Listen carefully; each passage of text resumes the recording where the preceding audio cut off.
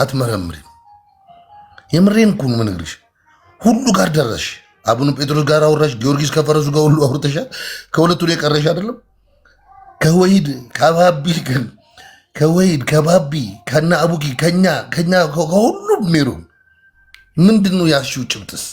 ምንስ ነው? እስቲ እንደው ባካፕ አድርገሽ ራስሽን የቱ ጋ ነው ስህተቱ የቱ ጋ ነው ትክክል ብለሽ መጽሐፍ ቅዱስ በዚህ ልክማ ሞራልዋን መስበር የለብህም ዳጊ። ለምን ከኢየሱስ ክርስቶስ ከራሱ ጋር አታወራም? ተው። ቆይ ሞራል አይደለም። ቆይ ባቢ እንዴ እኔ ትመቸኛለች። እኔ ትመቸኛለች ሜሮን የምታደርገው ነገር እኔ በጣም ነው ማደንቃት። አባረርክብን ዳጊ አባረርክብን። እንግዲህ እኔ ትንሽ እንድትጫወት ፈልጌ የነበረ ድክም ስላለ አረ ሌላ ሰው አግባ እንዲ እኔ እርግጠኛ ነኝ እንዲ ባቢ ወላሂ የቀረት ከአቡነ ጴጥሮስ መወያየት እኮ ነው። እዛ ማስታወቂያ ሚኒስትር የቆመ ሰው የለም እንዲ ምን ቀራት? ኧረ ቢስሚላሂ ረህማን ረሂም 3 ወር ሙሉ ከታች እስከ ላይ ተወያይታ አንድ አረባ እና 666 ተው እንጂ እሺ፣ ሁሉም ተዋት እያለው ለማንኛውም እሺ፣ ደህና ደሩ። ወጥቼላችኋለሁ። ሰላም አለይኩም። እንዴት ነህ? የት ሄድክ? ባቢሎን ትቆያለህ ወይስ ትዘጋለህ? ትንሽ አለው። ኦኬ ቀጥል። ሰብክ ማን ነው ግን ሰው ብሎክ የሚያደርገው? አይደብራችሁም እንዴ? ግን ሰው ብሎክ አታደርጉ። ብሎክ ከተደረገ ሰውማ ለምን ከፈት ነው ላይቭ ራሱ እንዴ? እኔ እዚህ ጋር እኮ የመጣሁት እኮ ሰው ጋር ላወራ እኮ ነው። ከተሳደበ ሰው ብቻ ሚዩት ይደረግ። እንደውም እኔ አሁን እንትን ያደረኩት ምንድነው ሃይማኖት ከተሳደበ ብቻ ነው ሚዩት የሚደረገው እንጂ ሰው ራሱ በራሱ ይለጣለጥ ምን አገባኝ ራሱ እንደ የግል ጸባችሁን በግላችሁ እንትን አድርጉት።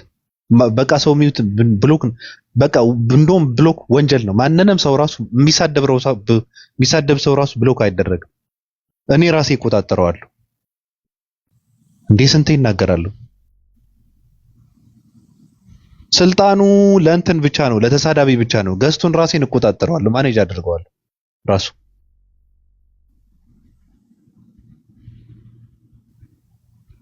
አራራራራራ በጣም ነው የሚገርመው። ጭራሽ ከማንንም ሰው ጋር ማውራት አልቻልኩም እኮ ብሎክ እየተደረገ ሰው። እኔ ጋር የሚቃረን ሐሳብ ከሌለማ እኔ ምን ይሰራልኛል ራሱ? እኔ የሚቃረነኝ ነው የምፈልገው ራሱ። የተለየ ሐሳብ ያለው ሰው ነው የምፈልገው። ቅዱስ ሰይጣን የሚባለው እንኳን መፈታት አልነበረበትም። ቅዱስ ሰይጣን ብሎ ስም እንትን ያደርጋል እንዴ? ምንድነው ቅዱስ ሰይጣን? አራራራራራ አንዳንዶቹ ምንም የማይደረጉ ልጆች ናቸው ራሱ። ይደብራል። ብሎክ እንዳታደርጉ። በማን እንደተደረገው ያሳይካል አይደለ? ያንሸዋረዋል። አይገርምም? አንዳንዴ እውነት የምር አንሸዋሮ ሌላ ሰው ሊያሳይ ይችላል። አንዳንዴ ታዝቤዋለሁ። ለምን እንደሆነ አላውቅም። አካውንታቸው ፕራይቬት ስለሚያደርጉ ይሁን አላውቅም። አዎ አነሳዋለሁ። የብሎክ የሚባለው ሁሉን አነሳዋለሁ ራሱ። ሚውት ብቻ በቂ ነው። እኔ እኮ አልናገርም። በውስጥ ይመጡና ለምንድን ነው እንደዚህ የተደረግኩት ምናምን ሲሉ ይቅርታ ምናምን ብዬ እንትን አደርጋለሁ። አልናገራቸውም። ስልጣን ያላቸው ሰዎች እንዳይደብራቸው እያልኩ ራሱ እንዴ ይደብራል እኮ። እሺ ሜሮን ትንሽ እኮ እንትን እናደርጋት ነበረ። ይሄ ሁሉ ሰው ብሎክ ተደርጎ ነው?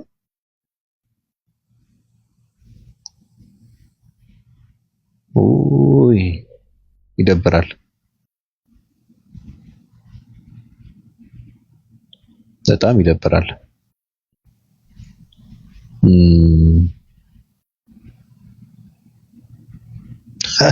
ለካ ሁሉም ሰው ዘግቼ ምናምን ብሎክ ተደርጎ ለምን አባታችሁ አትገቡም እያልኩ ሳደባለሁ። እኔማ ከየት ይመጣል? ሁሉም ሰው ብሎክ ከተደረገማ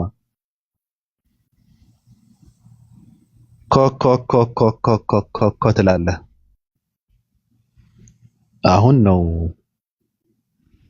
እሺ።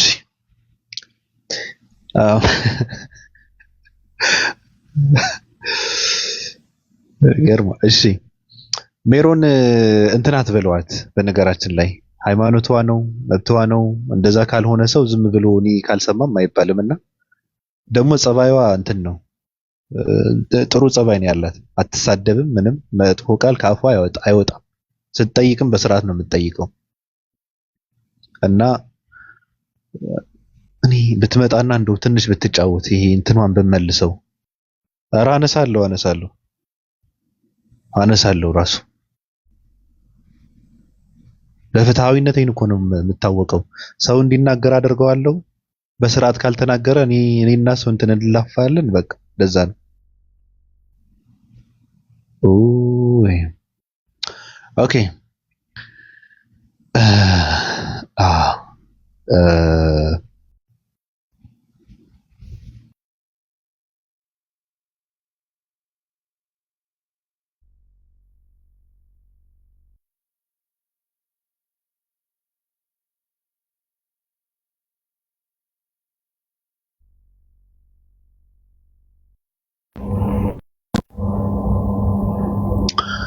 አራራራ የተቦለኩ ሰዎች ይቅርታ ብያለሁ። በአጠቃላይ ብዙ ሰው ነው የተፈታው።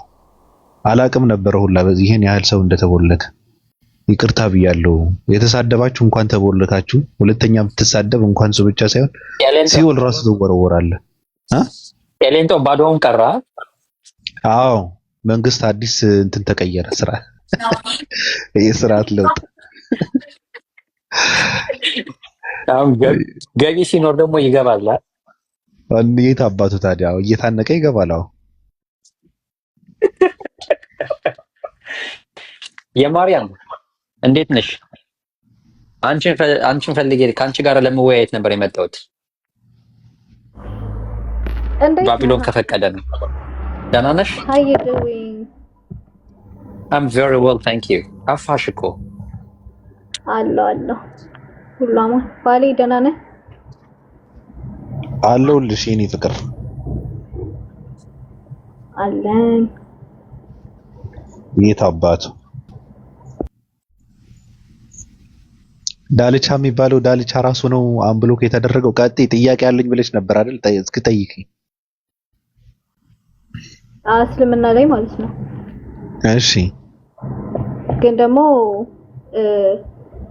ራሳችሁ ሶርስ ላይ ተመስርታችሁ እንድትመልሱልኝ ነው። በጭራሽ ወደ መጽሐፍ ቅዱስ ምናምን መምጣት አይቻልም። ትቀጥል ቀጥይ። ከማን ጋር ነው? ማንን ነው የምጠይቀው? እኔ ሁላ ልመልስልሽ እችላለሁ። ጥያቄሽን ጣዩ ዝም ብለሽ የሚመልስልሽ ሰው እኮ አይጠፋም። ምን አገባህ አንተ? ገለልተኛ ነህ። ዝም በል እኮ ጣዩዋ ጥያቄሽ እንዴ። እኔ አንድ ሰው ስጠኝና ከሱ ጋር አወራለሁ። ጥያቄሽን ጣዩና ኦኬ። ጥያቄሽን ጣዩ የሚያነሳው አይጠፋም። አብሽሪ። ምንድን ነው ባቢሎን እምነት? እናነሳው። እሺ ለማንኛውም የመጀመሪያው ጥያቄ ምንድን ነው? የእስልምና መሰረት ላይ ነው ጥያቄ ሲጀመር ማለት ነው። እና at the beginning ፕሮፌት መሐመድ ሄራ ዋሻ ውስጥ የተገለጠላቸው the first revelation ማን ነው? ይሄ ነው ጥያቄ። መጀመሪያ ላይ የተገለጠላቸው first revelation ማን ነበረ የተገለጠላቸው? መልአኩ ገብርኤል ነው ወይም ጅብሪል በአረበኛ። ግን ሐዲስ ላይ እንደሚያሳየው ከሆነ ናሙስ የሚባል ሰው እንደተገለጠላቸው፣ ሰው ሳይሆን መንፈሲው ምን ይሁን I don't really know፣ ግን ናሙስ የሚባል ነገር እንደተገለጠላቸው ይነገራል። እና ያ ናሙስ ማን ነው? ናሙስ እኮ ናሙስ ማለት ምን ማለት ነው? ታውቂዋለሽ ትርጉሙን? እየጠየቅኩህ ነው ሐሰን። የመጀመሪያው ሪቪሌሽን ላይ ሊዱ ይበቃል። አሁን አትክፈቻቸው። ይበቃል። ቀጥሉ። ይቅርታ ያመጣሽው ሐዲስ በሰሂሁል ቡኻሪ ያለ ሐዲስ ነው።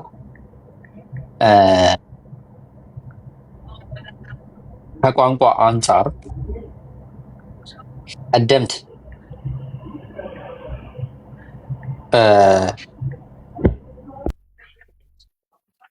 ምን ይላል መሰለሽ? ላንብብልሽ እስኪ።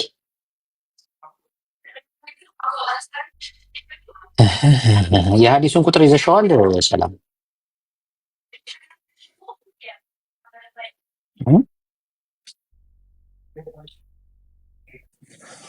አለሽ? እኔም አለው። የሐዲሱን ቁጥር ይዘሽዋል? ቆይ እሺ ላውጣ።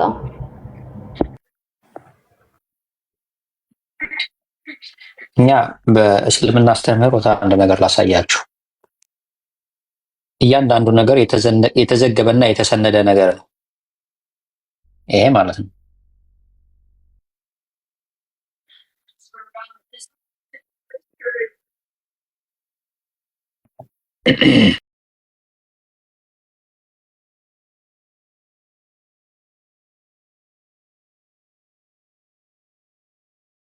ነገር በስርዓት ነው የተቀመጠው።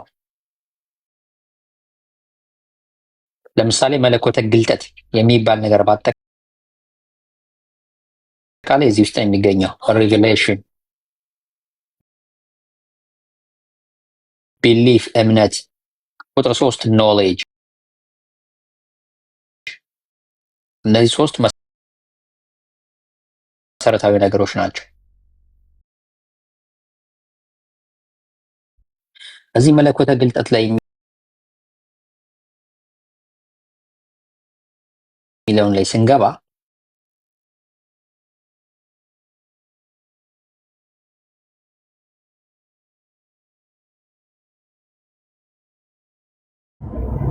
ስታርት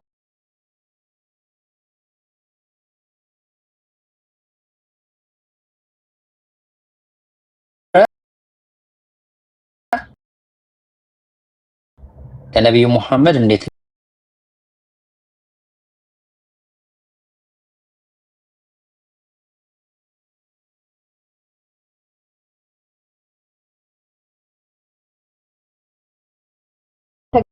ተገለጠ የሚለው ናሙስን ነውና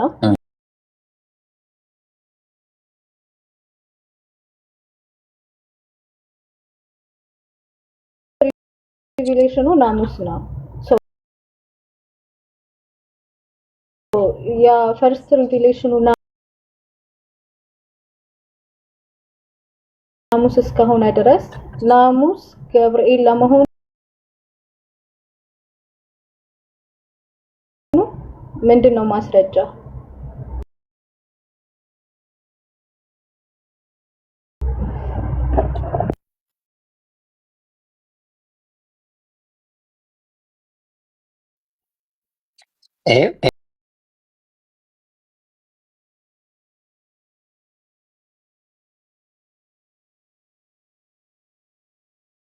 is the divine revelation, inspiration,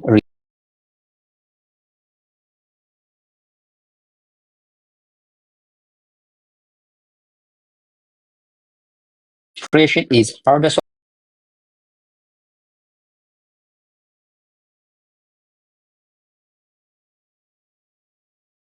of man.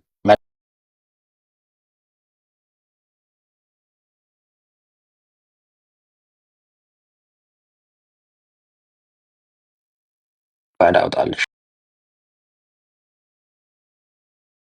እስኪ የት ላይ መሰለሻለሁ?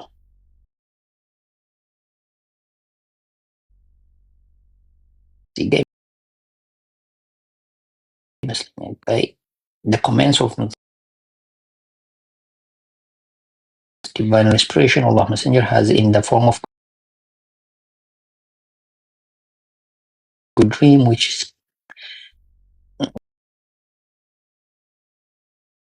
ኦኬ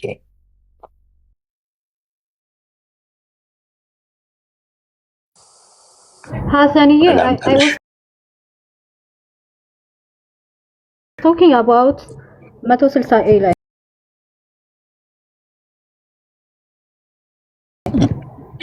ስለ ግልጠት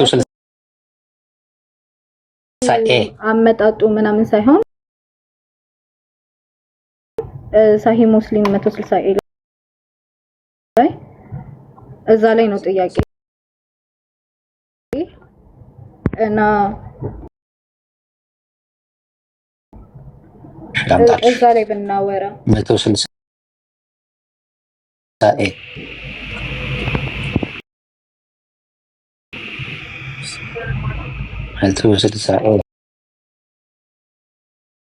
እሺ አንድ ሐዲሱን ላመጣልሽ አንቺ ናሙስ የምትይው ገብተውኛል ኤክስፓንድ ብታረጉኝ እኔ ራሴ ያሳያለሁ ጽሁፍ ነው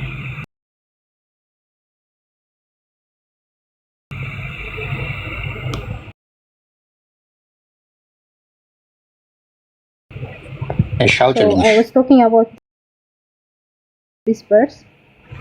Is Namus that God sent down to Musa ብሎ መልሶለታል I think ወረቃ ነው እንደዛ አይደል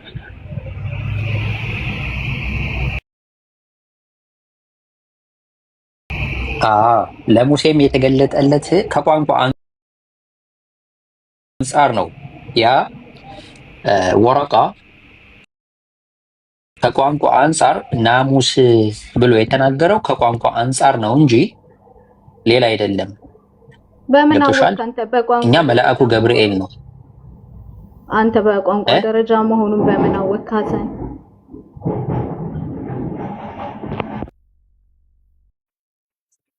እንዴት በምን አወቅ ለምሳሌ ፈርስት ሪቪሌሽኑ ናሙስ እስከሆነ ድረስ ናሙስ የሚባለው ነው ደግሞ ምንም አይነት ትርጉም ከሌለው ግን ደግሞ ለሙሳ የተገለጠለት መልአክ ነው ላንተ የተገለጠልህ ብሎ እስከተናገረ ድረስ መቼም እንደምናውቀው በእኛ መጽሐፍ ውስጥ ከመጣ ሙሳ ለሙሳ ገብርኤል ተገልጦ አያውቅም ለሙሴ ሶሪ ሶ እዚህ ጋር አሁን ወረቃም በቦታው አልነበረም ያገልጠት በነበረበት ሰዓት ላይ አልነበረም የነበሩት ነብዩ መሐመድ ብቻ ነበሩ ሶ እሱ ናሙስ ብሎ ከተናገረ ናሙስ ደግሞ የማይታወቅ ነገር ከሆነ በሁለተኛው ደግሞ አይ ለእንትና የተገለጠለት ግልጽ የተገለጠልህ ብሎ መናገሩ ይሄንን ማን ነው የማይታወቅ ነው ብሎ ሚና ቃንዴ ማን ነው እሺ ቀጥይ አብሽሪ ቀጥይ ምንም እንዳትሳቀቂ መጠየቅ ያለብሽን ጥያቄ ጠይቂ እሺ አልሳቀቅም እየጠየቅ ያለሁት አሁን ያ ናሙስ የሚባለው ነገር ምንድነው እኮ ወረቃ እንደዛ ብሎ ያለው ችግር የለውም አብሽሪ ወረቃ ያንን ነገር የተናገረው በመጀመሪያ ደረጃ ነብዩ መለኮተ ግልጠት ሲጀምር ያ ነገር ከዛ በፊት እንደዛ አይነት ነገር ተከስቶባቸው አያውቁም እርሳቸው ይሄ መለኮተ ግልጠት መጣልኝ ብለው ከተናገሩበት ጊዜ ድረስ በ40ኛ ዓመታቸው በከተማቸው በሀገራቸው ተወልደው ባደጉበት ቀዬ ሐቀኛና ታማኝ የሚባል ቅጽል ስም ወጥቶላቸው ነበረ ሲናገሩ አይዋሹም ቃል ሲገቡ ቃላቸውን አያጥፉም ይሄ በማህበረሰቡ ዘንድ ያላቸው ባህሪያቸው ነው የሚዋሹ ቃላቸውን የሚያጥፉ አይደሉም ኦኬ ይሄን መለኮተ ግልጠት ግን በሂራ ዋሻ ክስተቱ ሲከሰት በቀጥታ ወደ ቤታቸው ነው የመጡት ወደ ቤታቸው መጣው የተከሰተውን ክስተት ለባለቤታቸው ይናገራሉ ባለቤታቸው ደግሞ ወረቃን ታውቃለች ወረቃ ቀደምት መጽሐፍቶችን ቀደምት ነብያቶችን የሚከተል አማኝ ነው የነበረው የእምነት መጽሐፍቶችን ያነባል ቀደምት ነብያቶች ደግሞ መለኮተ ግልጠት ሲመጣላቸው በመላእክት እንደሚመጣላቸው ያውቃል ስለዚህ መጀመሪያ ነብዩ ያን የተከሰተውን ክስተት አድጃ ካብራራላችላቸው በኋላ ጠየቁ ነብዩን ተናገሩ ክስተቱን ወረቃ ሰምቶ ነው ምላሽ የሰጠው ይብሻል ይሄ አይነት ክስተት ቀደምት ነብያቶች ላይ የሚከሰት ነበረ እንግዳ ነገር አይደለም ብሎ ነው ወረቃ ምላሽ የሰጠው ነብዩ በግልጽ ከወረቃም ሌላ ነብዩ የተገለጠላቸው መልአኩ ገብርኤል እንደሆነ በብዙ ቦታ ላይ ተናግረዋል በሐዲስ ገብቶሻል። እኔ ይቅርታ አድርግልኝና ሐሰን የመጀመሪያው ሪቪሌሽን ላይ በሰዓቱ በቦታውም አልነበረም ወረቃ። እሱ እንዳለው ደግሞ መላእክቶች መስፈርት አይደለም። ማንም ሰው መኖሩ መስፈርት አይደለም እኮ የማርያም። ለምንድን ነው መስፈርት አድርገን የምንቆጥረው? ልጠይቅ ምን እያልኩኝ ነበር? ሶሪ በሰዓቱ እዛ ቦታ ላይ አልነበረም። ሲቀጥልም ደግሞ መልአክ ገብርኤል ብቻ ነው። ሚካኤልም ይመጣል፣ ገብርኤልም ይመጣል። ለምንድን ነው ወስኖ ገብርኤል ናሙስ ብሎ የተናገረው? ወረቃ በሰዓቱ ባልነበረበት ጊዜ በቦታው ባልነበረበት ወቅት እሳቸው እንኳን በማያውቁት ነገር እሱ ነው አይደለ? ስለዚህ መስራቹ ወረቃ ነው ብንል ራሱ አነሳሳቸው። እንደዛ አንቺ ይሄ ያንቺ ሐሳብ ነው የሚሆነው። እንደዚህ ብለሽ ማሰብና ማመንም ትችያለሽ፣ አንቃወምሽም። እንደ እስልምና ጥያቄውን ስትጠይቂ ልመልስልሽ የምችለው አንቺ የምትፈልጊውን ሳይሆን እስልምና ያስተማረኝና መመለስ ያለብኝን ነው የምናገረው። ለምን ቢባል እኔ ሙስሊም ነኝ። አንቺ ግን ይሄን ከመለስኩልሽ በኋላ የራስሽን ዲሲዥን የራስሽን ኮንክሉዥን ደግሞ ምን ማለት የራስሽን አረዳድ መውሰድ ትችያለሽ። ይኸውልሽ ሐዲሱን ይዤዋለሁኝ እኔ። ጅብሪል ባይሆንስ የመጣው በዛ ሰዓት ጅብሪል ባይሆንስ የመጣው መንፈስ ሌላ ቢሆንስ ወረቃ ባላየበት ነገር እንደዚህ አይነት ምስክርነት መስጠት አይከብድም ወይ? እሱንስ አምኖ እንደ እምነት ተመስርቶ እዛ ላይ መቆየት አይከብድም ወይ? ታማኝነቱ እንዴት ነው? ኦኬ ያ ማለት ለምሳሌ ጅብሪል ባይሆንስ በሚለውን ያዘውና ለምሳሌ ጅብሪል ባይሆን ክፉ መንፈስ ቢሆን ማለት ነው አይደል እንዴ? ምክንያቱም ገብርኤል የተከበረ መልአክ ስለሆነ ግልጽ ነው አይደለም? የማርያም እየሰማሽ ነው? ገብርኤል ባይሆንና የገብርኤል ተቃራኒ ባይሆንና መጥፎ መንፈስ ቢሆን ወይ የሰይጣን መንፈስስ ቢሆን ምንድነው? አሁን በጣም ግራ የሚገባኝ እዚህ የመጀመሪያው መገለጥ ላይ መጥፎ መንፈስ ቢሆንስ የተከሰተው ወረቃስ ባላየው ነገር ምስክርነት መስጠት ትንሽ አይከብድም ወይ? ታማኝነት እሺ፣ ችግር የለውም አብሽሪ። አንደኛ ወረቃ በቦታው መገኘት አይጠበቅበትም ምስክር ለመሆን ገብቶሻል። አንዴ ነው። ሁለተኛ መጥፎ መንፈስ ቢሆንስ እያልሽ ነው። መጥፎ መንፈስ ስለ መልካም ነገር ስለ ጥሩ ነገር ያስተምራል አያስተምርም? መጥፎ መንፈስ ዝሙት አትስሩ እያለ ይናገራል። ህዝቡን ለማሳት ከሆነ ሊናገር ይችላል። ለምሳሌ ልንገርህ፣ ዝሙት አትስሩ፣ መጥፎ መንፈስ ዝሙት አትስሩ፣ አትስረቁ፣ ሰዎችን አትበድሉ፣ ኦርፌኔጆችን ተንከባከቡ፣ ሴቶችን ተንከባከቡ እያለ ይናገራል መጥፎ መንፈስ። አይ በዛማ ከሄድን ላንተ መጥፎ ነው የሚሆነው። ምክንያቱም ያላመኑትን ተጋደሏቸው፣ ረዷቸው፣ ስቀሏቸው እምነት ከሆነ ወደ መጥፎ መንፈስ ሊራመድ አይችልም ወይ? እዛ ሳይሆን አሁን ጥያቄ ሐሰን ፎከስ እናድርግና ፈርስት ሪቪሌሽን ላይ ሰው ባላየው ነገር ሲያወራ፣ ለምሳሌ አንተ ከአንድ ሰው ጋር ብትደባደብና እኔ ባላየሁት ነገር ኮንክሉዥን ብሰጥ የሆነ ቦታ ላይ ቁጭ ብዬ የኔ ነገር ታማኝነት ሊኖረው አይችልም። ምክንያቱም ያዩት ሰዎች ቢያወሩ መልካም ነው። ስለዚህ አሁን እዚህ ጋር እሱ ወረቃ ባላየው ነገር አዎ ገብርኤል ነው ብሎ መመስከር ግን በጣም ከባድ ነው። በጣም ህዝብ ማሳት ነው። ምክንያቱም አላየም። ሲቀጥልም ደግሞ በእኛ መጽሐፍ ሲመጣ ገብርኤል ለሙሴ ተገልጦለትም አያውቅም። ስለዚህ በእናንተ መጽሐፍ መጥቼ እንዳወራ ትፈቅጃለሽ? አልፈቅድልህም። ምክንያቱም ቅድም መጀመሪያ ላይ ተናግሬያለሁ። በራሴ መጽሐፎች ላይ ፎከስ አድርገን ታውራ ነው። እሺ እንደዛ እኮ ስልሽ እኔ ጥያቄውን እኮ ስመልስልሽ አንቺ ግን እየተቀበልሽው አይደለም። አንቺ አማኝ ነሽ፣ ክርስቲያን ነሽ፣ እምነት አለሽ፣ መጽሐፍ አለሽ። ኦኬ ጥያቄውን ስትጠይቂ ወደ እኔ እንዳትደርስ እንዳንተ ግን መልስልኝ ብለሽ እንደኔ ስመልስልሽ ግን አይ መጥፎ መንፈስ ቢሆንስ እያልሽኝ ነው። አይ መጥፎ መንፈስ እንደኔ እምነት መጥፎ መንፈስ መልካም ነገርን ከማድረግ ጋር ተቃራኒ ስለሆነ ስለ መልካም ነገር አያስተምርም። ስለ ጥሩ ነገር ነው የሚያስተምረው። መጥፎ መንፈስ ስለ መጥፎ ነው የሚያስተምረው።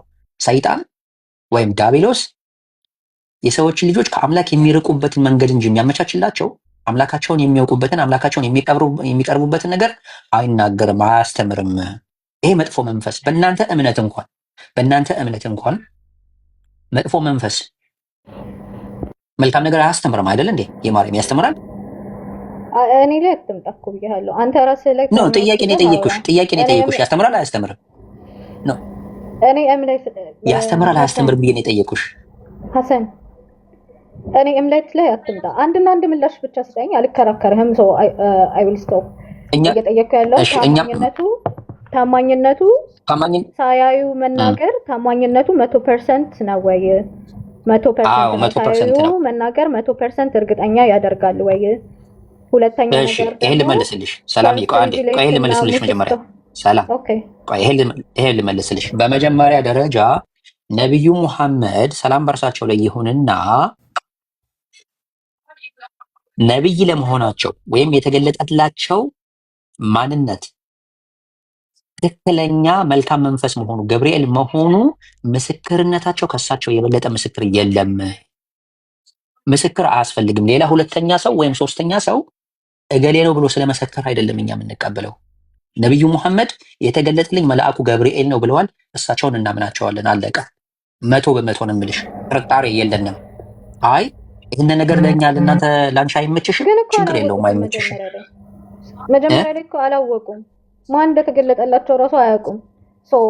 ተገልጦላቸዋል ብሎ የተናገረው እንትና እስከሆነ ወረቃ እስከሆነ ድረስ ወረቃ ሳያይ በማውራቱ የማርያም እየሞገትሽኝ ነው፣ እየተከራከርሽኝ ነው ወይስ ጥያቄውን ጠይቀሽ ለመስማት ነው?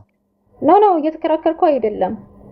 እየተከራከርሽኝ ነው። እኔ እኮ ጥያቄውን መለስኩልሽ እኮ። ምስክር አያስፈልግም ሀቢቢ፣ ምስክር አያስፈልግም። ግን እሳቸው አላወቁትም። ስለዚህ ለእሳቸው እንትናን የተገለጠላችሁ ብሎ የተናገረው እሱ ነው። ለዛ ታማኝነቱ 100% ነው ወይ ስለ አልክ። ኦልራይት። ቀጥሎ ደግሞ የነብዩ ታማኝነት ምኑ ላይ መሰለሽ የሚሆነው? የማርያም ነብዩ በማህበረሰባቸው ባደጉበት እትብታቸው በተቀበረበት ሀገር ላይ ሲኖሩ ስም ተቀጽላ ስም ወጥቶላቸው ነበረ። ማህበረሰቡ ያወጣላቸው ስም አሳዲቁል አሚን ነበረ ስማቸው፣ ቅጽል ስማቸው ማለት ነው። ምን ማለት ነው? አሳዲቁል አሚን ማለት እውነተኛውና ታማኙ ማለት ነው። ይሄ ቅጽል ስም የወጣላቸው ኢቭን ጠላቶቻችን ናቸው። መለኮት ግልጠት ከመጣላቸው በኋላ በጠላትነት ደረጃ ሲይዟቸው የነበሩትን ነቢዩ ሙሐመድን ነበር ስም ያወጡላቸው። ስለዚህ እሳቸው አሳዲቅ እውነተኛ፣ አሚን ታማኙ ናቸው መለኮት ግልጠት መጥቶልኛል ብለው ከማለታቸው በፊት። ስለዚህ እሳቸው ይዋሻሉ ተብለው አይጠበቅም። ይሄ የኛ የእስልምና መልስ ነው።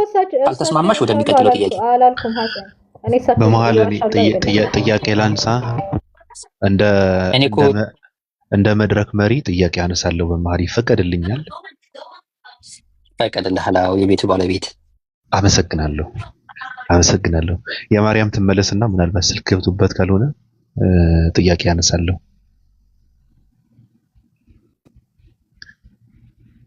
የማርያም አለሽ? ባቢ እንዴት ነህ? ኑሮ አዲስ ሰላም ብያለሁ። ሁሉ ሰላም፣ ሁሉ መልካም ነው። ማሻአላህ። ሰኔ ሰላም አለይኩም። የማርያም እስከምትመለስ ድረስ ብዬ ነው ማየት እንትን ያነሳሁት። ወአለይኩም ሰላም ወራህመቱላሂ ወበረካቱ። ሁሉም ሰላም፣ ደህና ነህ? አልሐምዱሊላህ። ወአለይኩም ሰላም ወራህመቱላሂ ወበረካቱ። ይሰማል? ይልም ሰላም ናቸው? ይሰማል። ሰላም። ማርያም ባቢሎን እያናገረች ነው። ሶሪ ስልክ ገብቶብኝ ነው። እሺ ሐሰን ቀጥል። እኔ ጥያቄ አለኝ እዚህ ጋር። አሁን የማርያም ጥያቄ ምናልባት ሰይጣንስ ቢሆን ነው አይደል? ምናልባት ሰይጣንስ ቢሆን። ቴንክ ዩ። እሺ እኔ አሁን እዚህ ጋር የማነሳው ጥያቄ በአጠቃላይ ምንድን ነው? ሰይጣን በገብርኤል ስም መገለጥ ይችላል? ስልጣን አለው? እኔ ነው ጥያቄው። ወደ ሌላ ነገር እንድትሄዱ እንደዛ ይችላል ወይ? አሁን ሰይጣን ስልጣን አለው? በኃያሉ መልአክ በገብርኤል የመገለጥ ስልጣን አለው? በገብርኤል ስም ተገለጠ እኔ አላልኩኝም። የመጀመሪያው ሪቪሌሽን ናሙስ ስለተባለ ሜቢ ናሙስ ሰይጣን ሊሆን ይችላል ብዬ ነው የተናገርኩት። ስለዚህ እዛ ጋር ወደ ለሙሴ የተገለጠለትና ወደ ሙሴ ሲመጣ የነበረ ናሙስ ነው ብሎ ሲል እንትና ወረቃ እዛ ጋር ምናልባት ኦሪትን የተቀበልነው ከሰይጣን ነው እየሆነ ነው ነገሯ። ኖ ለሙሴ ሲጀመርም አልተገለጠም ገብርኤል። ሲቀጥልም ደግሞ ናሙስ የሚባለው አካል ማን ነው ብዬ ነው የጠየቅኩት። ግልጠቱ ከሰይጣናዊ ሊሆን ስለሚችል ያ ናሙስ ማን ነው? ገብቶኛል እኮ ናሙስ ማን ነው ከሆነ ሌላ ጥያቄ ነው ማለት ነው። አሁንም ቢሆን ጥያቄ ወረቃ ትክክል አይደለም ብዬ ነው የተነሳው። ትክክል አይደለም እኮ ሌላ ነገር ነው አይደለም ብዬ ነው የተነሳው። እሱ ሌላ ጥያቄ ነው። ናሙስ የሚባለው ማን ነው ከሆነ እሱ ሌላ ነገር ነው። እዛ ጋር ተመልሳችሁ ኦፍኮርስ መጀመሪያ የጠየቁት እኮ ናሙስ ማን ነው ብዬ ነው እኮ። መጨረሻ ላይ ታዲያ ሰይጣን ሊሆን ይችላል አልሻ። ሰይጣን ሊሆን ይችላል ከተባለ እኮ ከዛ በኋላ ናሙስ ገብርኤል ነው ሰይጣን ነው ምንድነው ብዬ ነው የጠየቁት ባቢ። እሱማ ገብርኤል ነው ተባልሽ እኮ። ከዛ ገብርኤል ነው ሲባል ከዛ በኋላም እኮ ነው ገብርኤል ነው ያለው። እዚህ ጋር ትንሽ አንድ ነገር ላስተካከል እዚህ ጋር ኦኬ ፈርዘር ከመሄዱ በፊት ኦኬ ቴንክ ዩ ባቢ። ሲጀምር እዛ ጋር ነብዩ አለይሂ ሰላቱ ሰላም ከሂራ ዋሻ ከወረዱ በኋላ የሆነውን ታሪክ ያው ረጅም ታሪክ ስለሆነ የመጀመሪያ የወረደ የቁርአን አያ አለ ማለት ሱረቱል አላቅ ላይ ከ1 እስከ 5 የወረዱ አያዎች ቨርሶች አሉ። ያንን ቨርስ ይዘው ነው ወደ ቤታቸው የሄዱት የነበረው ማለት ነው። ከዛ ለባለቤታቸው ለኸዲጃ ረዲየላሁ ዐንሃ ለሷ ከነገሯት በኋላ ደግሞ እሳቸው ወይም ደግሞ ባለቤታቸው ይዛ ወደ ወረቃ ቤተን የወሰደቻቸው ማለት ነው። አሁን ታሪኩ ሁሉም ስለሚያውቀው ማለት ነው ራይት። ከዛ በኋላ ነብዩ ሰለላሁ ዐለይሂ ወሰለም የሆነው ነገር ከነገሩት በኋላ ወረቃ ምን አለ? ይሄ ናሙስ ነው አለ። ያ ማለት አዘ ሊንጉስቲካሊ ስናወራ ናሙስ ማለት ስናር ፐርሰን ብቻ አይደለም እንትን የሚያረጋው ኢንዲኬት የሚያረጋው ናሙስ ማለት አሁን ሐሰን ያሳያችኋልና በግሪክ ናሙስ ማለት ምን ማለት ነው? ህግ ወይም ደግሞ ሸሪያ ሎ ወይም ደግሞ ስክሪፕቸር ማለት ነው። በአጠቃላይ አዘ ሊንጉስቲካሊ ስናወራ ናሙስ ሲል ምን እያለ ነው? ይሄ እኮ ህግ ነው። ነብዩ ሰለላሁ ዐለይሂ ወሰለም መጥተው ከነገሩት በኋላ ይሄ እኮ ለሙሴ እንደተገለጠልህ ህግ ነው፣ ሸሪያ ነው ወይም ደግሞ ሎ ነው ብሎ ነው እየነገራቸው የነበረው እንጂ በሁለት መንገድ ነው ኢንተርፕሬት የሚደረገው። ናሙስ የሚለው ነገር ፐርሰን ብቻ አይደለም የሚያሳየው። ግን እኛ ሙስሊሞች ቁርአንን ያወረደው ወይም አላህን አውርዶ በማማካኝነት በጅብሪል አማካኝነት ስላወረደ ያ ናሙስ የሚለው ነገር ወደዛ ይጠጋል ነው። ግን ትክክለኛው ዲፊኒሽኑ ግን ናሙስ የሚለውን ፐርሰን ሳይሆን ይሄ እኮ ምንድን ነው? ነብዩ ሰለላሁ ዐለይሂ ወሰለም ለወረቃ ሲነግሩት ምን አለ? ይሄ እኮ ለሙሴ እንደተገለጠ ህግ እኮ ነው የተገለጠልህ። ይሄ እኮ ለሙሴ እንደተገለጠ እኮ ሸሪያ ነው የተገለጠልህ ወይም ደግሞ መለኮታዊ ግልጽተ መለኮት ነው የተገለጠልህ ብሎ እየነገረው ነው። ስለዚህ ናሙስ የሚለውን በግሪክ ምን እንደሆነ ትርጉሙን ከፈለጋችሁ እኔ ከፍቼ ያሳያችኋለሁኝ ወይም ደግሞ ሐሰን እዛ ላይ ስላለ ያወጣዋል። that's how simple is that እና እንትና ወረቃ ሪፈር እያደረገ የነበረው ህግ ነው። ይሄ እኮ ሸሪያ ነው፣ ይሄ እኮ ላይክ ግልጽተ መለኮት ነው፣ ሌላ ነገር አይደለም ብሎ ነው የነገራቸው እንጂ ነብዩ አለይሂ ሰላቱ ሰላም ጅብሪል እንደሆነ ያውቃሉ። ያን ሰሂህ የሆነ ሐዲስ አለ። በቁርአንም በኩልም ደግሞ ሱረቱል ነጁም ላይ ተቀመጣለና ይህ ነው። ስለዚህ አንቺ ፐርሰን ነው ብለሽ የምትሞግቺ ከሆነ ናሙስ ፐርሰን መሆኑ መረጃ አምጪ። በሰማሽው ብቻ ሳይሆን ማለት ነው። አይገስ ግልጽ ነው መሰለኝ ያወራው። ቴንክ ዩ ባቢ። ምር እዚህ ላይ እሺ ይሰማል። ይኸውላችሁ አሁን ናሙስ እኮ አሁን ስም ነው። ናሙስ ስም ነው። ኖሞስ ከሚለው የግሪክ ቃል ነው የተወሰደው። አሁን ልክ ኑሪ እንደተናገረው ኖሞስ ማለት ደግሞ ህግ ወይም መመሪያ ወይም ሸሪዓ ነገር ማለት ነው። ናሙስ ግን ቀጥታ ስም ነው። በዛ ነው መታወቅ ያለበት። እንደዛ ሆኖ ስለዚህ ምንድነው ከዛ ጋር መጠቀም ይቻላል። ሸሪዓውን ራሱ ያመጣው በሚለው መጠቀም ይቻላል። ናሙስ አሁን ወረቃ ተጠቀመ እኮ ናሙስ የሚለውን ተጠቅመዋል። ቋንቋ ይወለዳል፣ ያድጋል፣ ይሞታል የሚባል ነገር አለ። ናሙስ የሚለው ክላሲካሊ በዛን ጊዜ ወረቃ ተጠቅሞታል። ናሙስ ነው ብሎ ማለት ነው። የሆነ ቋንቋ በምን እናውቃለን? ወይ መረጃ ከሌለን ናሙስ ራሱ ገብርኤል ቢሆንስ? አሁን ይሄንን ነው መጣል ያለበት ማለት ነው የማርያም ማለት ነው። አይ ናሙስ ገብርኤል አይደለም ወይም ቃሉ ስሩ ቃሉ ራሱ ከየት ነው የመጣው የሚለውን ነገር ማወቅ ነበረባት። ሁለቱም ተናግሯታል ማለት ነው። እና ደግሞ ዞሮ ዞሮ ምንድነው ወረቃ ተናገረም አልተናገረም መጨረሻ ላይ አላህ ደግሞ ተናግሮታል። ሱረቱ በቀራ ምዕራፍ 2 ቁጥር 97 ላይ ተናግሮታል። በተለያዩ ሱራዎችም አንዱ ገብርኤል ስለመሆኑ ተናግረዋል። እንደገና ጅብሪል ሐዲስ በሚባለው ላይም ስለ እስልምና ሊያስተምራቸው መጥቶ ሰሃቦችም ማለት ነው ጉልበቱን ከነብዩ ጉልበት ጋር እንትን ብሎ አጋይቶ ፊት ለፊት ቁጭ ብሎ አስተምሯቸው ከዛም በኋላ ጅብሪል መሆኑ ነብዩ መሐመድ ሰለላሁ ዐለይሂ ወሰለም አውቋል። ጅብሪልም ራሱ እኔ ጅብሪል ብሎ የተናገረበት ደግሞ በሐዲስ መጥቷል። እኔ ይሄ ብዙ የሚያከራክር ነገር አይደለም። ግን እኔ የማርያም የማቀርበው ጥያቄ ለዳንኤል ዳንኤል የተገለጠ መልአክ ነበረ። ያ መልአክ ማን ነው? ዳንኤል ስለምንድን ነው የወደቀው የሚለውን ብትመልስልኝ። መጀመሪያ ጥያቄው አይመለስና ከዛ ወደሚቀጥለው ትሄዳላችሁ። ኤቪ ግን ለምንድን ነው ፎሎ አድርገህ የማትገባው? ሼር በተደረገልህ አካውንት እየገባህ ትመጣ። እኔ አውቀዋለሁ። እኔ ሰው እንዳልመስልህ በነገርህ ላይ እንደኔ ተንከሲስ ዓለም ላይ የለም። ሼር የተደረገችልህ አለች፣ እሷን እየነካ ነው የምትመጣው። እያየሁህ ነው። አይ ፎሎ አድርገህ አታርፍም እንዴ? ለምን ትሸማቀቃለህ? ፎሎ አድርገህ ተብለህ ሰው እንዳይወርድብህ ነው። ኦኬ አንድ ነገር ልበል። የማርያም አለሽ ይሰማሻል ነው የምለው።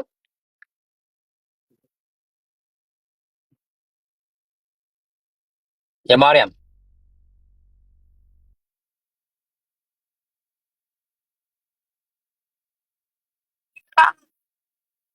የለሽም?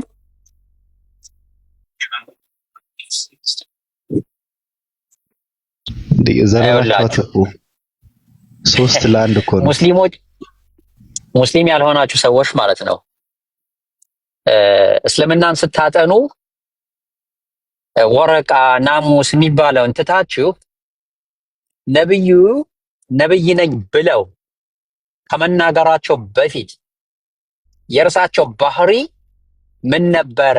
እትብታቸው ተቀብሮ ባደጉበት ሀገር በኖሩበት ከተማ በማህበረሰቡ ዘንድ ስራ ነበርኩኝ። እንቀጥል። እሰማለሁ። አይችል ልንገርሽና ከዛ ወደሚቀጥለው ጥያቄ እንሄዳለን። ባንግባባም ናሙስ የሚለው ነገር ባያግባባንም ወደሚቀጥለው ሌላ ጥያቄ ካለሽ ወደሚቀጥለው ጥያቄ እንሄዳለን። እሺ፣ ክርክርና ጭቅጭቅ ምናምን እንዳይሆን አንቺ እምነት ጋር እንዳትጠይቀኝ ስላልሽኝ ነው። ይሄንን ናሙስ ወይም ወረቃ አልፈልግም። ሰው ታማኝነቱ 100% ነው ወይ አልኩ? አዎ አልክ። ቴንክ ዩ። ታማኝነቱ 100% ነው። ታማኝነቱ 100% ነው ብዬ የምለው ነብዩ ሙሐመድ ነብይ ነኝ ብለው ከማለታቸው በፊት የነበራቸው ባህሪ በማህበረሰቡ ዘንድ ምን አይነት ባህሪ ነው ያላቸው? እትብታቸው ተቀብሮ ባደጉበት ሀገር ሲኖሩ ከማህበረሰቡ ጋር ሲያድጉ ምን አይነት ባህሪ ነው የነበራቸው? ያንን ባህሪ ማጥናት ያስፈልጋል። አሁን አንቺ ለምሳሌ ባደግሽበት ማህበረሰብ ውስጥ ተወልደሽ ባደግሽበት ቀዬ ሰዎች ባህሪሽን አይተው እንደ የማርያም እኮ ታማኝና ሐቀኛ ናት ብለው ቢናገሩ ይችላሉ። ለምን? አንቺ ስታድጊ ያዩ ሰዎች አንተ ባህሪ መናገር አይችሉም። የውስጥህን ራስህን የምታውቀው ያንተን ክፋት ራስህን እንጂ የምታውቀው ሰዎች አያውቁልህ። ስለ ውስጣዊ ክፋት በማስመሰልም ሰዎች እባክሽ አንዴ ቆይ ልጨርስ ይችላሉ። የማርያም አንዴ ቆይ ልጨርስልሽ። አንዴ ቆይ እኔ የውስጥሽን ክፋት የሐሰንን የውስጥ ክፋት የማርያምን የውስጥ ክፋት ወይም መልካምነት ሰዎች ያውቃሉ እያልኩኝ አይደለም። እዚህ ጋር እነ ባቢሎን ለማለት እንተዋወቃለን። የውስጡን አላቅም የውስጤን አያቅም። ነገር ግን እለት ስመጣ ከዚህ ጋር ያለኝን ባህሪ በደንብ አድርጎ ያውቃል። ያን ባህሪዬን አይቶ ሐሰን ተሳዳቢ ነው፣ ሐሰን ዘላፊ ነው፣ አይ ሐሰን ግን ስድብም ሆነ ጭቅጭቅ ዘለፋም ሆነ መጥፎ ቃል አይናገርም ብሎ ይናገር ይችላል ባህሪዬን አይቶ። ከዚህ ግን ስወጣ የመጨረሻ ተሳዳቢና ባለጌ ልሆን እችላለሁ። ማንም አያውቅም የውስጤን።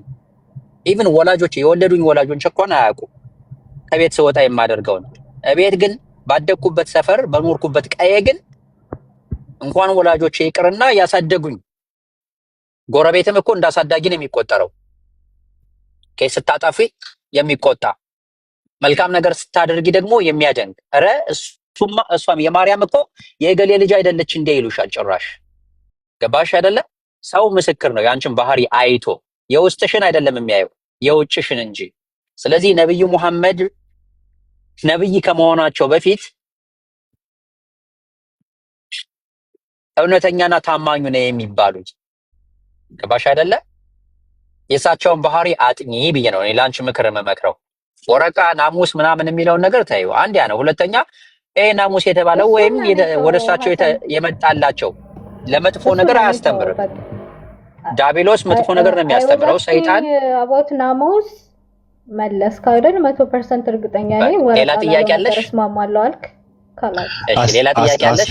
አስተያየት አለኝ እዛ ጋር ግን ከመዝጋታችሁ በፊት እሺ፣ አስተያየት አለኝ። አጭር ነው በነገራችን ላይ የሆነ ሰዓት ላይ ማውርጄ ነው እንደ ጠቅላይ ሚኒስቴር አስተያየት እንዴ ጠቅላይ ሚኒስተር እኮ ነኝ። ምን ሆነሽ ነው የኔ ፍቅር? በዛ ልክማ እንትን ማድረግ የለብሽም። በተለይ ሰው ፊትማ እንትን እንደዛ ማድረግ የለብሽም። ኖ አልተዋረድኩም፣ ግን ከፍታ ሊሰማኝ ኩራት ሊሰማኝ ይገባል ባንቺ። አሁን እኔ ጥያቄ ምንድነው በነገራችን ላይ አሁን ያመጣችሁትን መልእክት ስታዩት ምንድነው አንደኛ ነገር የዘገበው ማን ነው ከተባለ ራሳቸው ሙስሊሞች ናቸው የዘገቡት።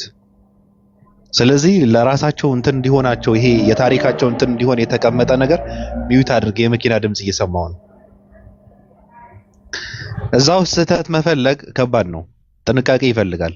ሲቀጥል ደግሞ ታሪኩ ሲጨርስ በምንድነው የተዘጋው ከተባለ ሰውየው በቁጭት ነው ታሪኩን የሚዘጋው። ወረቃ የሚባል ሰው ምንድነው የወጣት በሆንኩና አንተን በተከተልኩ ብሎ የተቀመጠን ታሪክ አይ ውሸት ነው ይሄ እኮ ትክክል አይደለም ምናምን ብለህ እንትን ለማምጣት በጣም ከባድ ነው። ሲቀጥል ደግሞ እዛ ጋር ያስቀመጠው ሙሴ ራሱ ተቀምጠዋል። ልጨርስ ያንተ ኮንክሉዥን ነው እኮ የኔ እኮ ነው እኮ የኔ ነው እኔ ልጨርስ። ልደመደም አትችልም በሚል አልደመደምኩም እኮ የኔ ነውና እኔ አዳምጡኝና እየፈለገ ይውሰደው። ሲቀጥል ምንድነው ያ ነገር ከማን ጋር አያይዞ ነው ያመጣው? ከሙሴ ጋር አያይዞ ነው የመጣው። ስለዚህ የሆነ አካል ያ ጥያቄ ሲያነሳ በተለይ ደግሞ የሙሴ ተከታይ የሆነ በሙሴ ሕግ የሚመራ ሰው ያ ጥያቄ ለራሱ የሚመታበት ጥያቄ ነው በነገራችን ላይ የሚያነሳው ጥያቄ። ሲቀጥል ደግሞ ናሙስ የተባለ አካል ገብርኤል መሆኑ ከተረጋገጠ ወደ ሙሴ ሲመጣ የነበረ ከተባለ ሕግ ሲሰጥ የነበረ ነው ሲያወር የነበረ አላቅም፣ ብቻ ገብርኤል መሆኑ ከተረጋገጠ ገብርኤል ደግሞ አንዳንዴ ቅድም የጠየቁሽ ለዛ ነው ከባድ ጥያቄ ነው። ሰይጣን ቢሆንስ ተባለ። አሁን ገብርኤል መሆኑ ከተረጋገጠ ሰይጣን ቢሆንስ በገብርኤል መልክ ተገልጦ ምናምን ሲባል ይሄ ከባድ ነው። ሰይጣን ስልጣን የለውም፣ በገብርኤል የመገለጽ ስልጣን የለውም፣ ጥንቃቄ ይፈልጋል። ስለዚህ እንደዛ ከሆነ አማኑኤል ብሎ ለኢየሱስ ክርስቶስ ስም ያወጣለ ሰይጣን ነው ብሎ እንደማለት ነው። ለምንድን ነው የማይገለጠው? ገና ለምንድን ነው የማይገለጠው? ስልጣን የለውም አልኩሽ እኮ ሰይጣን ስልጣን የለውም፣ በገብርኤል የመገለጽ ስልጣን የለውም። እንደዛ ከሆነ ምን ይሆንብሻል መሰለሽ? ምድር ላይ ስልጣን የለውም ከነ አይደለም ገብርኤል ነኝ ሚካኤል ነኝ እያለ መገለጥ አይችልም ሰይጣን? አይችልም። ምንድነው ማስረጃ? አይችልም። ማስረጃ ምንድነው እኮ? አይችልም። የሚችል ከሆነ አሳይ። ማንም ይችላል ብዬ ይከራከራለሁ። ግን ይችላል ካልሽ ይችላል ካልሽ ማስረጃ ታምጣ ባቢ። ይችላል ካልሽ እኮ እንደኔ ያሲው አንዴ ቆይ ይችላል ከተባለ ለኢየሱስ ክርስቶስ አማኑኤል ብሎ ስም ያወጣለት ሰይጣን ነው ማለት ነው። ይችላል ከተባለ እኔ ግን አይችልም ብዬ ነው የማምነው። እኔ ይችላል አልኩ ይገለጣል። ግን አንተ አይችልም ላልክበት ማስረጃ ስጠኝ። ከቻለ እኮ እየጠየኩሽ ነው። ከቻለ ለኢየሱስ ክርስቶስ አማኑኤል ብሎ ስም ያወጣለት ሰይጣን ነው ማለት ነው። ኢየሱስ በነገራችን ላይ ኢየሱስ ክርስቶስን መጥራት የእናንተን ትክክል አያደርገውም። ኖ እኔ በእምነት እኔ ስለ እምነት አላወራሁም። የእናንተን እምነት ትክክል አያደርገውም። ስለዚህ ስለ እምነት አላወራሁም። ሰይጣን ስልጣን የለውም። አይገለጥም ላልክበት ምንድነው ማስረጃ? ይገለጣል። አይገለጥም። ይገለጣል። በቃ እሺ፣ እኔ ጨርሻለሁ። በእናንተ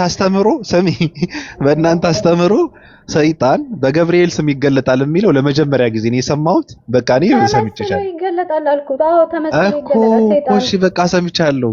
በቃ ሰማሁ እኮ ይገለጣል። ስለዚህ ይገለጣል ብዬ ወስጄዋለሁ። አዎ እኔ አይመስለኝም ነበር። እሺ ቀጥሉ። ባቢ ቅድም እንዳልኩት ማለት ነው። አንደኛ ናሙስ የተባለው አዘ ሊንጉስቲካሊ የተቀመጠበት መንገድን አሳይተናል። ማለት ናሙስ ማለት ህግ ወይም ደግሞ ሸሪዓ ነው።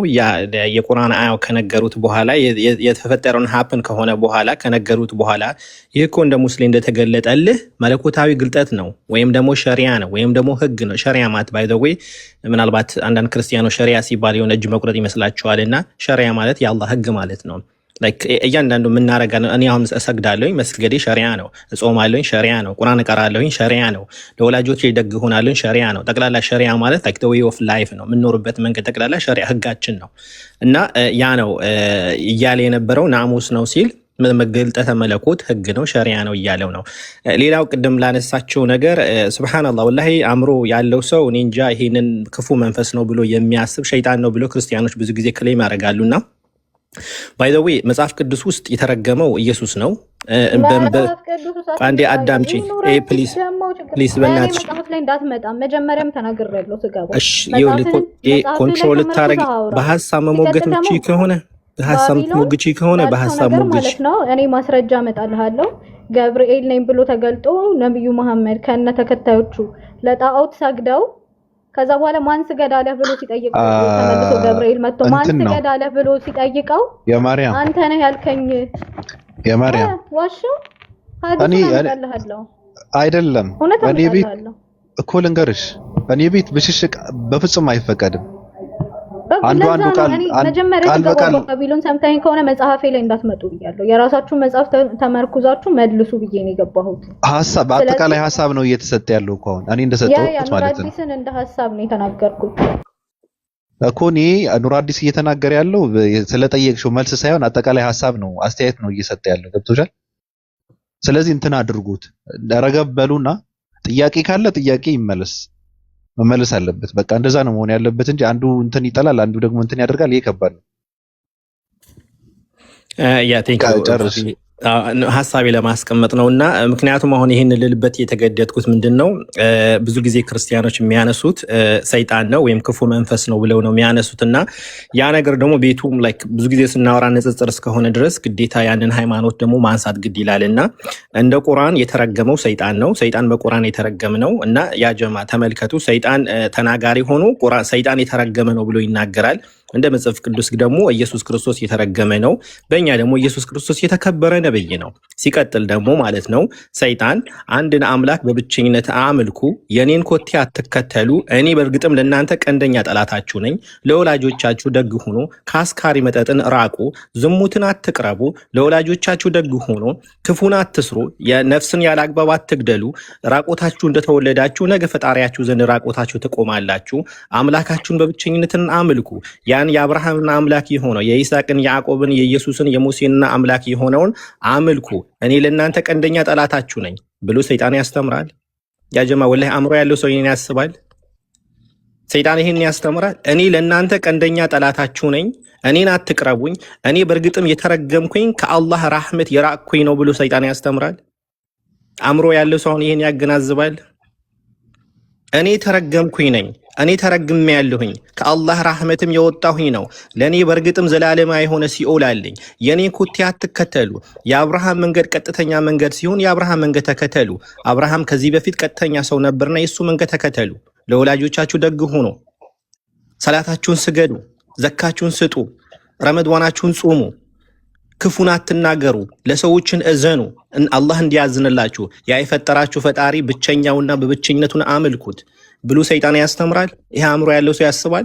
ይህ ለማስቀመጥ ብዬ ነውና የኢየሱስ ያልከው አልገባኝም። አው የኢየሱስ ያልኩት ኢየሱስን ላይክ እንደ በመጽሐፍ ቅዱስ ለምሳሌ ኦሪት ዘዳግም ላይ በእንጨት የተሰቀለ ሁሉ የተረገመ ነው ይላል። ምን የሆነ በእንጨት የተሰቀለ ሁሉ አዳሽ በእንጨት የተሰቀለ ሁሉ የተረገመ ነው ይላል። ወደ አዲስ ኪዳን ስንመጣ ኢየሱስም እርግማን አድርጎ በእንጨት ተሰቀለ ይላል። የሰዎችን እርግማን ወስዶ ተረግሟል ይላል። ስለዚህ የተረገመው ማን ነው? ኢየሱስ የተረገመ ነው። እንደ ቁርአን አስተምሮ ደግሞ የተረገመው ማን ነው? ሰይጣን ነው የተረገመው። ሰይጣን ተረግሟል፣ ከአላህ ራህመት ርቆዋል። እሱም ደግሞ ዘላለማዊ የሆነ ሲኦል ደግሞ አላህን አዘጋጅቶለታል። ይሄ ነው አስተምሮታችን ማለት ነው። ስለዚህ ኢሳ የተከበረ ሆኖ ቁርአንን ሲናገር፣ መጽሐፍ ቅዱስ ግን ለሰዎች ኃጢአት ሲል ኢየሱስ ተረገመ ይላል እና የተረገመ ሁሉ በእንጨት የተሰቀለ ሁሉ የተረገመ ነው ይላል። ይሄ ለማስቀመጥ ብዬ ነው ባቢ። አይ ኤቪ መልሰዋል። ልበቀና ወደ ሰፊ ሰው ስላለ ኤቪ ከምን አንጻር እንደሆነ እሱ ይመልሰዋል። የማርያም ለምንድን ነው የወጣሽው?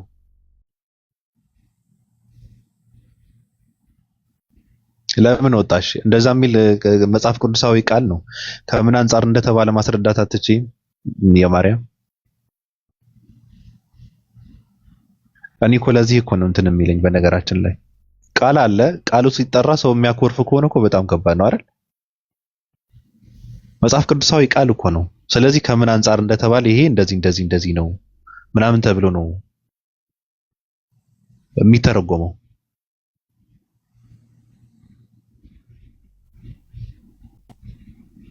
ብሽሽቅ አይደለም፣ ብሽሽቅ ሳይሆን አጋጣሚ ነው። አጋጣሚ ስለተነሳ ነው፣ የሰይጣኑ ነገር ስለተነሳ ነው የተነሳው። እሺ እኔ ግን ያ ጥያቄ እኔ ከማይመቹን ጥያቄው ሰው ራሱን ጎል የሚከት ጥያቄ ነው። በነገራችን ላይ ከባድ ጥያቄ ነው። የሆነ ሰዓት ላይ ቁጭ ብለን መርምረ ነው ነበርና ጥያቄ በጣም ከባድ ጥያቄ ሳይሆን እንደዛ ብለው የሚያነሱ ሰዎች ጥያቄው ወደ ራሳቸው ሲዞር በጣም ከባድ ነው። ግን ቅድም ኤቢ በትልቅ ብርሃን ምናምን ብለህ ነበረ ስለ ሰይጣንና በገብርኤል መልክ ሰይጣን ሊገለጥ ይችላል።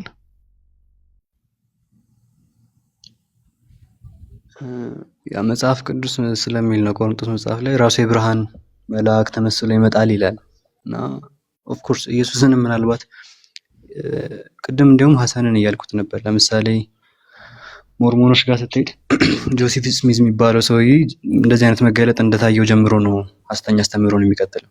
ግን መልካም ነገር አስተምሯል፣ አታጭሱ፣ አታጠጡ ይላል ምናምን ብላ እንደዚህ አትልም አትለኝ። ሐሳቡ የሚታየው አስቀድሞ ከነበሩት እውነተኞች ጋርም ተነጻጽሮ ስለሆነ ማለት ነው። እኔስ በዛ አይነት መረዳት ነው ያለኝ። ሊል ይችላል፣ ኦፍ ኮርስ ይችላል።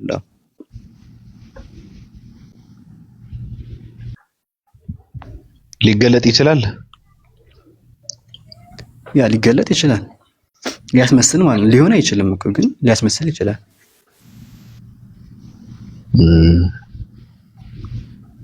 እንደዛ ከሆነ እኔ ራሳችሁን መልሱት ጥያቄው። ከዛ በኋላ ቀጥሎ የሚመጣው ጥያቄ እንትን ስለሚነሳ ነው። የማርያም ነይ እስኪ። እንደዛ ከሆነ እኔ ጥያቄው ከባድ ነው። ገብቷል አባባሌ? ያ መጽሐፍ ቅዱስ ላይ የተገለጡት መላእክቶች ሰይጣን ላለመሆናቸውን ማስረጃ አለ ነው። እንደዛ አይነት ሐሳብ ነበር መሰለኝ። መጽሐፍ ቅዱስ ላይ የተገለጡት መላእክቶች ሰይጣን ላለመሆናቸውን ማስረጃ አለ። ብዙ ጥያቄ ነው የሚያነሳው። ሰይጣን ገብርኤልን መስሎ የመገለጥ ስልጣን ካለው እንደዛ ከሆነ ከባድ አደጋ ነው በነገራችን ላይ።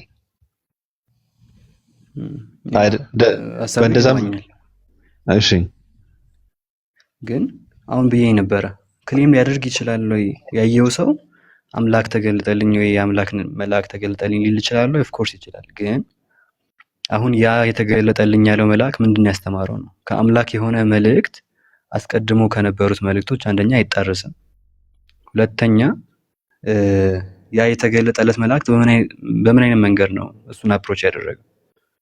የሰላም መልአክ የቁጣ መልአክ ካልሆነ አንደኛ ለሱ የሚኖረው አፕሮች የሰላም ነው የሚሆነው። ኦር ስለዚህ የሰላም ካልሆነ ወይም በሱ ላይ የሚያሳየው ነገር አይዘር የቁጣ መልአክ ነው የተላከው እውነተኛ መልእክትን ሰጥ አይደለም፣ ኦር ደግሞ ሐሰተኛ መልአክ ነው ማለት ነው። ስለዚህ መልእክትን ሰጥ የመጣ መልአክ ከሆነ አንደኛ አንተ በምን አይነት መንገድ ነው አፕሮች የሚያደርገው፣ ሁለተኛ ደግሞ አስቀድሞ ከነበረው ትምህርት አንፃር ይታያል። ያ ነው ሐሳቡ። አይ ቀጥሉ፣ ሰፊ ነው። ስለዚህ ያ ማለት ዳንኤልን ያ ሁላ ያሰቃየውን ዳንኤልም ውሸተኛ ነብይ ነው ማለት ነው እንዳንተ አካሄድ። ስለ ነብዩ ሰለላሁ ዐለይሂ ወሰለም እዛ ጋር የሆነበት መንገድ እናገራለሁ እንዴት እንደሆነ። ግን አንተ ያንን አሁን ባስቀመጥከው መስፈርት መሰረት አንድን መላእክት ሲመጣ ሰላም ፒስ ሆኖ ያልመጣ ከሆነ ያ ነብይ ውሸተኛ ነብይ ነው። ስለዚህ ዳንኤልም ውሸተኛ ነብይ ነው ማለት ነው። በደንብ አልሰማኝም ኑር። እያልኩኝ ያለሁት አይዘር የቁጣ መልአክ ነው ያመጣው ከእውነተኛ መልአክም ሊሆን ይችላል። አይዘር የቁጣ መልአክ ነው ኦር ደግሞ ያመጣው መልእክት ምንድን ነው ጉዳዩ ነው። የቁጣ መልአክ ስትል ምን ማለት ጋር የቁጣ መልአክ ስትል ምን እያልክ ነው? አይደለም የቁጣ መልአክ ነው ስል ኮንፍሮንት አድርጎ መልእክቱን ሊያደርስ አልመጣም። ምናልባት እኮ ምን ማለት ነው የቁጣ መልአክ? ተቆጥቶ የሄደ መልአክ እያልከኝ ነው ወይስ ምን ማለት ፈልገን የቁጣ መልአክ ነው ስትል? ሌላ የቁጣ መላእክት አለ ማለት እኮ የሰላም መላእክት አለ እያልከኝ ነው። ኦኬ አይ ሃቭ ኖ ፕሮብለም ዊዝ ዳት። ግን የቁጣ መላእክት ነው ስትል ምን እያልከኝ ነው ያለው? እሺ የቁጣ መልአክ ስል በመጀመሪያ ደረጃ ለምሳሌ ማርያም ጋር ሄደው መልአክ ገብርኤል ስታየው ሰላም ላንቺ ይሁን ከሴቶች መሀል የተመረጥሽ፣ በእንደዚህ አይነት መንገድ አፕሮች ያደርጋት ታያለ አይደለ? የቁጣ መልአክ የሚለው አንደኛ ሰዎችን ሊያጠፋ ለምሳሌ ሴናክሬም እንደር የተላከውን መልአክ ታየዋለህ። እሱን ኦር ደግሞ ለዳዊት የተላከበትን ያንን 30 ሺህ ምናምን የሚጠጉ ሰዎችን ያጠፋውን እሱን ኦር ደግሞ ለተላከላቸው ሰዎች አፕሮች በሚያደርግበት ጊዜ የሆነ ልክ ለማርያም የመጣው ገብርኤል አንፃር ኮንፍሮንት አድርጎ የማይጠጋቸው ወይም የሆነ ኮንፍሮንቲንግ የሆነ ሜሴጅ የማይሰጣቸው ማለት ነው። ደስ ላይሰኙበት የሚችል መልእክት። ኦኬ፣ ወደ እነዛ ወደ ሉጥ ህዝቦች የተላኩት መላእክት ስማቸውን ታውቃቸዋለህ? አይ መላእክት ብሎ ነው የሚጠቅሳቸው። ለመላእክት አላውቅም። ስማቸውን አታውቃቸውም? ወደ ዳንኤል የመጣው መላእክት ታውቀዋለህ? ነው ስማቸውን አላውቅም። አይገስ ሚካኤል ላይ መጣ የሚልበት ፓርት አለ።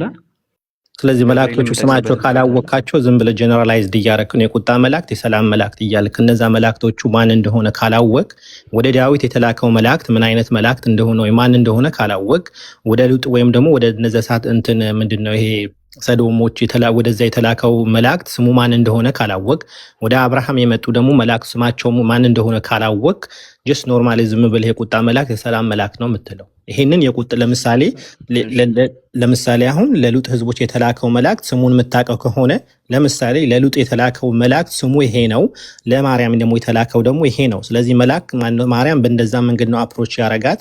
ያ ደግሞ የቁጣ መላእክት ስለሆነ እሱ እከሌ ነው ብለህ ታወራለህ። ስማቸው ካላወቅ መላእክቶቹ ማን እንደሆነ ካላወቅ ስለብቻ ማርያም ጋር የመጣው መላእክት ብቻ ስላወቅ የእሷ ሰላም ነው ሌሎቹ ሰላም አይደለም ማለት በምን አይነት ስታንዳርድ ነው? ኖ እኔ እኮ ከእንትኑ አንጻር አይደለም እንደዛ እያልኩኝ ያለው የሆነ ስሙን ከማወቅ አንጻር አይደለም። ነገር ግን አፕሮች ከሚያደርግበት መንገድ አንጻር ስሙን የማወቅ ጉዳይ አይደለም። ለምሳሌ አሁን ሎጥ ጋር የጠቀስካቸው ሰዎች ምን ሊያደርጉ ነው የሄዱት? ሎጥን አወጣው። ከዛም በኋላ እግዚአብሔር ቁጣ በሰዶምና ገሞራ ላይ ሲፈስ የተቀደሱትን ሁለቱን ወይም አብርሃም ልኳቸው አይደለ እነዛን ሁለቱም ማውጣት ነበረ ስራቸው። ሶ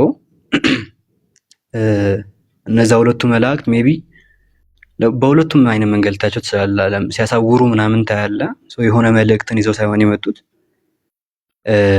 የቁጣ ብለህ ትዛቸው ትችላለህ። ለሎጡ ችግር የለም። ኢዘር ዌይ ብንሄድ አሁን ስማቸውን እስካላወቅ ድረስ ኢዘር ዌይ ብንሄድ ዳንኤል ነብይ ነው አይደል እያልኩ ያሉት እኮ የባህሪ ጉዳይ እንጂ የስም ጉዳይ አይደለም ማለት በስም አሁን ምንድነው ፖይንት ምንድነው? አሁን ወደ ነብዩ ሰለላሁ ዐለይሂ ወሰለም የመጣው የቁጣ መላእክት ነው እያልከኝ ነው ያለው? what is your point? አክቹሊ መሐመድንም እኮ አልጠቀስኩም ነበር፣ ግን እሱ ጋር ከመጣህልኝም እሺ። አንደኛ በምን አይነት መንገድ ነበረ መሐመድን አፕሮች ያደረገው? መልእክትን ይዞ እንደመጣ መልአክ ልክ እንደ ማርያም ደረሰለት ሪሊፊንግ። ለምሳሌ ገብርኤልን ስናውቀው ቅድም እንደጠቀስኩልህ ማርያም ጋር በደረሰው መንገድ አይደለም እሱ ጋር የሄደው። ነገር ግን ከዛም በኋላ እሱንም ትተነው ለምሳሌ ዳንኤልን ታወቅኩኝ ምናምን ይላል። እንደዛ ሊሆን ይችላል። እሺ እንለፈውና ያመጣው መልእክት ምንድነው ስንል አስቀድሞ የነበሩት ነቢያት የሚያውቁት አስተምህሮ አይደለም። ስለዚህ አኪዩዝ የምናደርገው አሁን ወደ አስተምሮቱ እንገባለን። ግን አንድን መላእክት በሌላ ላይክ ለማርያም እንደቀረባት ካልቀረበ ያ ነብይ ፎልስ ነብይ ነው እያልክ ነው ያለው? ኖ ፎልስ የሱን ነብይ ፎልስነት እኮ ከመጀመሪያውም ወይ ውሸትነት ከመጀመሪያውም እኔ እንትን ያልኩት ምንድነው የመሰረትኩት ጀስት ቁጣው ላይ ብቻ አልነበረ እያልኩኝ ያለሁት። ያ ይሁንሽ ወይ የቁጣ ይሆናል ወይ ደግሞ መልእክትን ይዞ መጥቶም እንኳን አፕሮች እያደረገበት ያለው መንገድ በሆነ መንገድ ኮንፍሮንቲንግ ላይሆን ይችላል ነው ጉዳይ። ነገር ግን ከዛ በኋላ ይዞ የመጣው መልእክት ደግሞ ከቀደሙት ጋር የሚጣረስ ከሆነ ወይ ያ የተገለጠለት ስለ መልእክቱ እንደርስበታለን። አሁን ለነብዩ ሰለላሁ ዐለይሂ ወሰለም የመጣላቸው መልእክትና ከዛ በፊት የነበሩ ነብያቶችን አስተምሯታቸው ይለያል አይለይም? እናወራዋለን፣ ችግር የለውም። መጀመሪያ ግን ያስቀመጥክበት ስታንዳርድ አንድ የቁጣ መላእክት ነው ካልክ፣ ስለዚህ የቁጣ መላእክት የመጣለት ሰው ነብይ ነው ወይስ አይደለም እያልክ ነው ያለው? የቁጣ መልአክ የመጣለት ሰው ነብይም ሊሆን ይችላል ነብይም ላይሆን። ስለዚህ ዳንኤል ነብይም ላይሆን ይችላል። ዳንኤል አስተምህሮቱ ከቀደሙት ጋር ስለማይጣረስ ነብይ ነው። አሁን ወደ አስተምሮቱ እንገባለን። አሁን ሁለት ነገር ነው እዚህ ጋር ጀጅ እያደረግን ያለ ወይ ሁለት ሪኳየርመንት ነው ያስቀመጥከው። አንደኛ የቁጣ መላእክት መሆኑ፣ ሁለተኛው ደግሞ አስተምሮቱ ብለሃል። አሁን እኔ ወደ አስተምሮቱ እየገባሁኝ አይደለም። የመጀመሪያን የቁጣ መላእክቱን እንጨርሰው። ስለዚህ የቁጣ መላእክት ከመጣለት ያ ነብይ ፎልስ ነብይ ነው ብለህ የምታምን ከሆነ ዳንኤልም ፎልስ ነብይ ነው ብለህ አክሴፕት ታደርጋለህ እያልኩ ነው። ወደ አስተምሮቱ እየገባን እኔ ወደዛ እየሄድኩ አይደለም። መጀመሪያ አንደኛውን ያስቀመጥከው ሪኳየርመንት እንግደለው።